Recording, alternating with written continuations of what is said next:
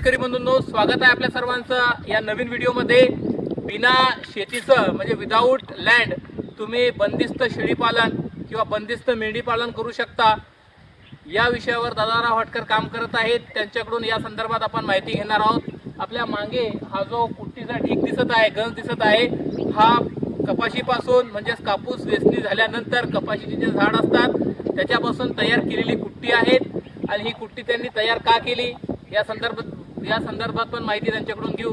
तर दादाराव नमस्कार। नमस्कार। आज तुम्ही आम्हाला सांगितलं की ज्याच्याकडे शेती नाही आहे तो शेतकरी सुद्धा म्हणजे किंवा तो व्यक्ती सुद्धा बंदिस्त मेंढीपालन किंवा शेळीपालन करू शकतो।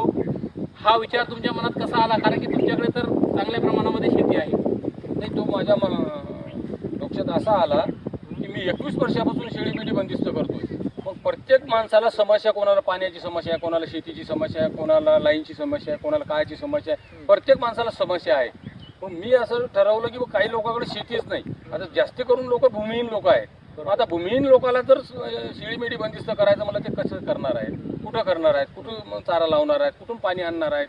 मग त्याच्यावर मी प्रयोग केला की आम्ही मूळ मेंढपाळ व्यवसाय करणारे माणूस आहोत। तर आम्ही पहिले हे भटकती करायचो, तर ते भटकती याच्यासाठी करायचो की हे कपाशी गावोगावी प्रत्येक लोकांची चारायची, त्याच्या शेतात बसवायचं, पुढं निघायचं। बरोबर, हा आमचा प्रयोग होता।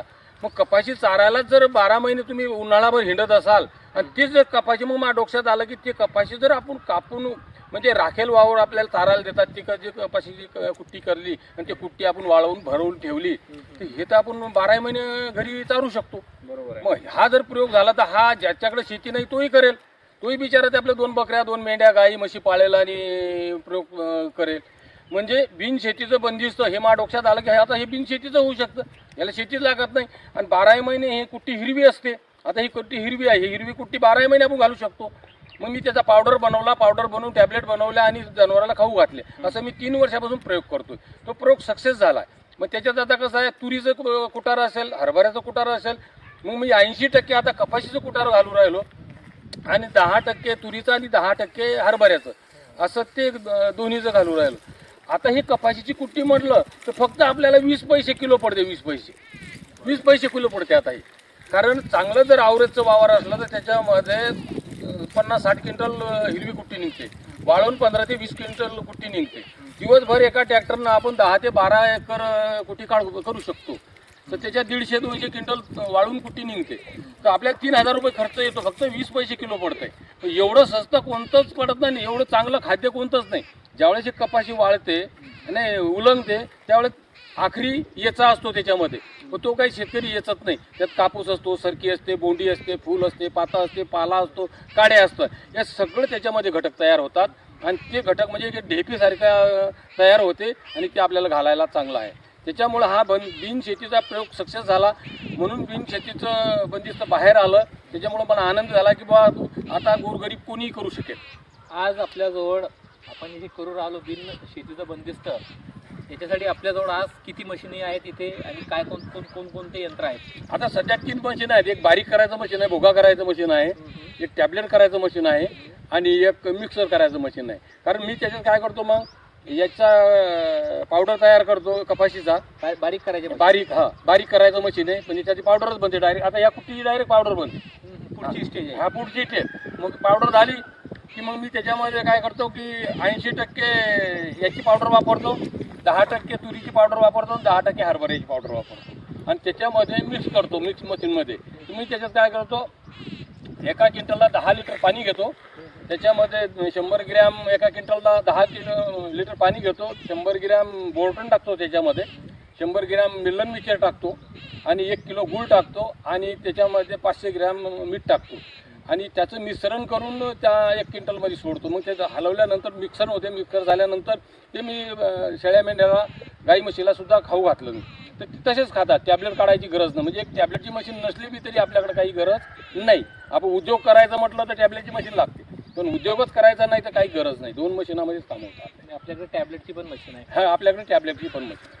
जी आपले कपाशी आहेत, आता आमचे शेतकरी काय करतात, एकतर मजूर सांगून ते एक उपटून शेताच्या बाहेर नेतात, किंवा आता ते अशी एक मशीन आलेली आहे, ते जागेवरच अशी तिची कुट्टी टाकून देते, कुट्टी उडून देते शेतात।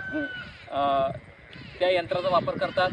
आपण शेतात कुट्टी तयार करून, कारण की आता ही कुट्टी जर उडून जाते तर ते शेतातले जे झाडं आहेत पराठीचे ते इथपर्यंत आणण्याची प्रक्रिया सोपी कशी राहणार आहे आपण? नाही, मी काय केलं साहेब की ते एक गुजरातला डायमंड कंपनीचं मशीन आहे, ते त्या मशीनने मी प्रयोग केला. ते काय करतं की पुढं कुट्टी करत चालतं, इकडून त्याच्या साईडला ट्रॅक्टर असतं, जसं आपलं ऊसाचं असते तसं इकडून ऊसाच्या टेरं करते, इकडे ट्रॅक्टरमध्ये टाकत चालते. तसं ते मशीन आहे, इकडून कुट्टी करते, इकडे ट्रॅक्टरमध्ये टाकत चालते. ट्रॅक्टर भरलं की आपलं तिथे न्यायचं, जिथं आपल्याला वाळू घालायचं त्या जागेवर न्यायचं, खाली करायचं आणि ते वाळू घालायचं. हा, म्हणजे कुट्टी करण्यासाठी आपल्याला 2 ट्रॅक्टर लागणार आहे हा, समजा, आणि ते एक मशीन आणि एका ट्रॅक्टरवरती कुट्टी करायचं मशीन राहणार आहे, एका ट्रॅक्टरला टाली ट्रॉली असणार आहे. त्या दोन्ही ट्रॅक्टरचा वापर करून आपण म्हणजे कमी खर्चामध्ये ती कुट्टी त्या शेतातून आपल्या शेतापर्यंत आणू शकतो. आणि साहेब त्याला एक आहे की आणखीन ते कुट्टी निघल्यानंतर खाली जे खुट्या राहतात तर त्याला एक एक्का आहे त्या मशीनला गुजरातच्या, तर ते एक्क्यानं ते खुट्या बी मागच्या निघत राहते, म्हणजे शेतकऱ्याचं शेत साफ होते. आणि हे जे आता जे शेतामध्ये कपाशीचे अंडे घालतात हे समस्या शेतकऱ्याची निपटून जाणार आहे, कारण की हे इकडे भुगा होणार आहे, त्याच्यामुळे ह्याचे अंडे बी तयार होणार नाही. कपाशीच्या रेसिड्यू मध्ये म्हणजे उरलेले जे झाडं असतात, या झाडांमध्ये जे पुढचा जो शेतकरी कापूस घेणारा असतो, जे रोगराई असते किंवा ज्या किडीचा प्रादुर्भाव होतो तो त्या रेसिड्यूमुळे समोर जात असतो, तर तोही प्रॉब्लेम येथे सॉल्व्ह होताना आपल्याला दिसत आहे. आज आपण जी कुट्टी करत आहोत, म्हणजे या कुट्टीसोबत जे काही खाद्य तयार करत आहोत आपल्या मेंढरांसाठी, मेंढरांचा प्रतिसाद कसा आहे त्याच्यावर? मेंढरं चांगले आहेत, आता पहिल्यापेक्षा चांगले मेंढरं आहेत, मेंढरं चांगले आहेत, पिलंही चांगले आहेत, एक नंबर खातात, आता एक नंबर खातात. आणि तसेही बी आम्ही गावोगावी हे कपाशी चारासाठी भटकत होतो ना, मग ते जर कपाशी जागेवर मिळत असेल तर गावोगावी भटकायची काही गरजच नाही.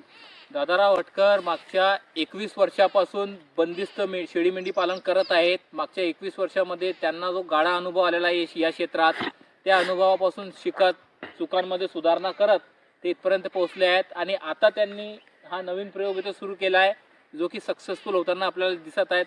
दादाला म्हणलं सगळ्यात मोठी अडचण आहे चाऱ्याची, सगळ्यात मोठी अडचण आहे कुट्टी, म्हणजे जे कुटार असते, तुरीचं कुटार म्हणा किंवा याचं कुटार म्हणा, आपल्या हरभऱ्याचा कुटार म्हणा, हे कुटार विकत घ्यायची, ती आणायची छोट्या शेतकऱ्यांसाठी काय त्यांच्यासाठी ते शक्य राहत नाही. मोठे शेतकरी ते करू शकतात, परंतु याच्यामध्ये पराठीपासून जी कुट्टी तयार केल्या जात आहेत हा एक क्रांतिकारी पाऊल आहे.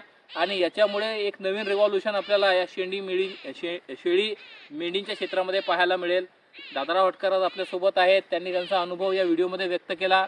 कोणकोणत्या मशिनरी त्यांनी आणलेल्या आहेत ते सुद्धा मी तुम्हाला या व्हिडिओमध्ये दाखवतो. हा एक मोठा प्रयोग आहे आणि कदाचित आपल्या महाराष्ट्रातला नाही तर भारतातला असा हा पहिला प्रयोग असेल, ज्या प्रयोगामध्ये आपल्या शेतीतला जो कापूस आहे, पराठीचे जे झाड आहेत कपाशीचे, त्याची कुट्टी बनवून ती कुट्टी आपल्याला शेळी मेंढींना फीड करता येत आहे, म्हणजे त्यांना खाऊ घालल्या जात आहेत. तर दादाराव हटकरने आपल्याला त्यांच्या प्रयोगासंदर्भात माहिती दिली. तुम्ही सुद्धा येऊन हिवरखेडला हा प्रयोग बघू शकता. हिवरखेड हे खामगाव तालुक्यात आहे, जिल्हा बुलढाणा. आणि या संदर्भात अजून डिटेल माहिती तुम्हाला आम्ही वेळोवेळी देत राहू. धन्यवाद.